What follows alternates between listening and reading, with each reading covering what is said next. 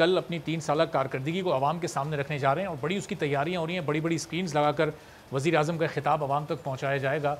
अब ज़ाहिर उसमें वो अपनी अचीवमेंट्स बताएंगे कि वो एहसास प्रोग्राम उन्होंने शुरू किया, उसमें उन्होंने लंगर खाने बनाए, उसमें उन्होंने क्लाइमेट चेंज पे बड़ा काम किया, पनागाहें बनाई, और फिर पीडीएम की नाकामी का भी वो ज़रूर जिक्र करेंगे कि 1 साल पहले इत्तेहाद बना था और हुकूमत को कहीं कोई नुकसान पहुँचाए बगैर ही ये मुनक़सिम हो गया है, वो इस वक्त तकसीम है और अलग अलग अपोजिशन की जमातें इस वक्त अपोजिशन कर रही हैं। तो इस वक्त कितनी मजबूत और मौसर अपोजिशन इस हुकूमत के सामने, क्या समझती हैं आप? अच्छा, पहली बात तो ये है कि जब वो 3 साल के अपना प्रोग्राम बताएंगे तो उनको ये बताना चाहिए होगा, वो यकीनन ये बताएंगे कि ये पनागाहें, ये लंगर खाने, ये एहसास प्रोग्राम अगर वो 1 करोड़ नौकरियां दे देते तो उन्हें ना खोलने पड़ते। अगर 50 लाख घर दे देते तो पनागाहें बंद करनी पड़ती। अगर एहसास प्रोग्राम उन्होंने नाम रखा है BISP का, जब भी अटॉर्नी जनरल जाते हैं कोर्ट में तो वो कहते हैं ये BISP है। उनके ज़माने में अगर इसमें लोग बढ़े 3 साल में और बढ़ते जा रहे हैं तो ऐसा तो नहीं होना चाहिए था। उन्हें तो लोगों को नौकरियां देनी थी, लोगों को नौकरियां मिलती, इसके लोग कम हो जाते।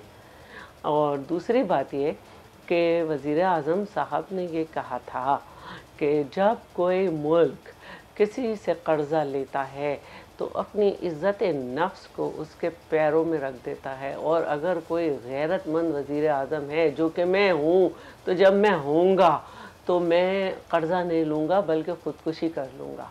वज़ीर आज़म ने इतना कर्ज़ा लिया है, 2.5 साल से कोई डेवलपमेंट का बड़ा काम शुरू नहीं हो सका, कुछ नहीं हो सका, लेकिन हम मक़रूज़ हैं और वज़ीर आज़म ने ख़ुदकुशी नहीं की। आटा, चीनी, चावल जो हैं वो दुगनी से ज़्यादा कीमत पे बिक रहे हैं, और इसके बावजूद कि मुल्क में गन्ने की काश्त ज़्यादा हुई है, इसके बावजूद कि मुल्क में गेहूं की काश्त ज़्यादा हुई, लेकिन 2 महीने के अंदर ही 10 लाख टन गंदम मंगाई गई। ये कारकर्दगी उन्हें बतानी होगी कि दवाओं की कीमतें जो हैं वो कहाँ चली गई। उन्होंने वादा किया था कि बल्दियाती इंतखाबात कराएंगे, और सिवाय सिंध के, जिसने सिंध में बल्दियाती गवर्नमेंट ने अपनी मुद्दत पूरी की, लेकिन सिवाय सिंध के किसी सूबे में जहाँ पे सब जगह उनकी हुकूमत है, बल्दियाती इदारों ने अपनी मुद्दत पूरी नहीं की। पंजाब से में तो ऑर्डर आया कि फ़ौरन बहाल किए जाएं, आज तक कुछ नहीं हुआ। फिर इसके अलावा आज हम देख रहे हैं कि सुई गैस के मुलाजमीन सिर्फ सदरन गैस से 2100 लोग निकाले गए हैं। तो वज़ीर आज़म साहब, आपने तो दावा किया था रेलवे का, अगर आप डिपार्टमेंट देखें उसमें खसारा, स्टील मिल में खसारा, कोई एक ऐसा इदारा नहीं है इनके आने से जिसने तरक्की की हो। खुद वज़ीर आज़म हाउस का ख़र्चा पहले से बढ़ा, उनको अपनी तनख्वाह 2 बंदों को 2 लाख रुपए कम लगी, फिर उन्होंने तनख्वाह बढ़वाई, फिर अब हाउस का मज़ीद बजट जो है वो 8 अरब से ज़्यादा कराया। चलें 29 तारीख को नून लीग भी पीडीएम के प्लेटफॉर्म से जलसा होने जा रहा है, और ज़ाहिर नून लीग उसमें एक सबसे बड़ी स्टेक होल्डर है पीडीएम में। मैं आपकी तरफ वापस आता हूँ। तारिक फजल चौधरी साहब नून लीग के सीनियर मौजूद हैं।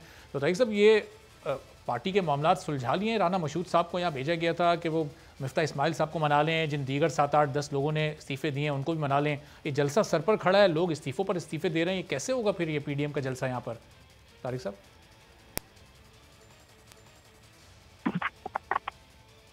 ये मेरे से पूछ रहे हैं? जी जी तारिक फजल साहब आपसे पूछ रहा हूँ कि राना मशहूद साहब को मामला सुलझाने भेजा गया था, अंडर कंट्रोल है मामला? देखें, बात ये है जी कि मेरा ख्याल है कि जिस तरह मीडिया इस इशू को उठा रहा है या जिस तरह इसके ऊपर मुख्तलिफ क्या खबरें हो रही हैं, उनमें इतनी हकीकत नहीं है। पार्टी के अंदर छोटे मोटे आपस में आप ये कहें कि इख्तिलाफ राय भी होती है, वो भी जमहूरी पार्टियों के अंदर होता है, और उसके बाद जो आपके पार्टी के अहदे होते हैं, अहदेदार होते हैं, वो भी मुख्तलिफ औकात में कोई अगर छोटी मोटी आपस में किसी तरह की गलतफहमी पैदा हो जाए तो ये पार्टी के इंटरनल मैटर्स होते हैं, ये सॉर्ट आउट हो जाते होते हैं। इसमें कोई ऐसा इशू नहीं है जिसके ऊपर जो कौमी सतह का इशू है। इससे बहुत बड़े बड़े मामला जो हैं इस वक्त आपके सामने भी हैं, जिनसे मुल्क गुजर रहा है खारजी तौर पर, दाखिली तौर पर।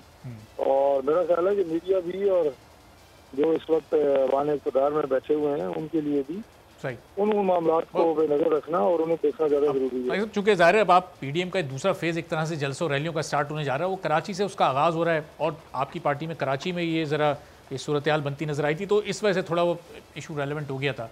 कराची से क्यों पीडीएम ताकि सब आगाज़ करने जा रही है? पीपल्स पार्टी आपके साथ नहीं है, ज़ाहिर है सिंध में कराची में इस वक्त पीपल्स पार्टी की हुकूमत है, कोविड की पाबंदियाँ बड़ी सख्त हैं, वो कि पीपल्स पार्टी आपको अलाउ कर रही है, लेकिन आपको नहीं लगता कहीं और से इसका आगाज़ कर लेते हैं, जलसा कहीं और रख लिया जाता है जहाँ कोविड की इतनी सख्त पाबंदियाँ नहीं होती? यहाँ तो अभी स्कूल्स भी बंद हैं।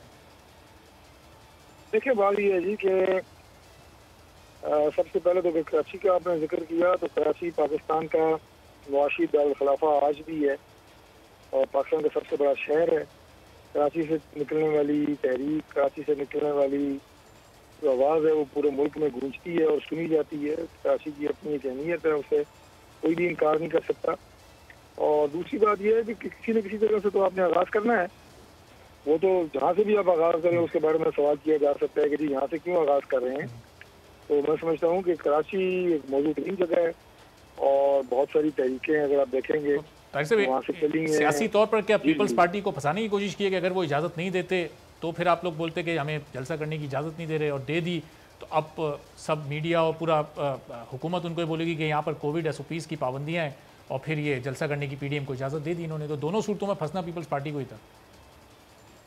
देखिए, तो पीपल्स पार्टी है जी वो अपोजिशन की दूसरी बड़ी जमात है और पीडीएम का हिस्सा रही, बड़े फाल तरीके से मिल के अपोजिशन के साथ चलती रही और कुछ ऐसी एक मिसअंडरस्टैंडिंग या गलतफहमी पैदा हुई जिससे वो पीडीएम का हिस्सा नहीं रहे, लेकिन अपोजिशन का हिस्सा तो है। आपको याद होगा कि शहबाज शरीफ साहब ने अभी कुछ अर्सा पहले ही अपने घर में जब अपोजिशन के तमाम लीडर्स को दावत दी, तो दावत बकर जरदारी साहब और पाकिस्तान पीपल्स पार्टी के सीनियर क़यादत उनके घर पे मौजूद थी, जो कि अपोजिशन लीडर्स की एक बैठक थी। तो अपोजिशन तो बहरहाल इकट्ठी है पार्लियामान के अंदर अपना काम करने के लिए सही, और मैं नहीं समझता कि अपोजिशन की ही जमातों को अपोजिशन जलसा करने से रोकेगी या उसे रोकना चाहिए। पीपल्स पार्टी ने मैच्योरिटी का सबूत दिया है और मेरा ख्याल है कि किसी तरह की रुकावट इस जलसे में नहीं होगी।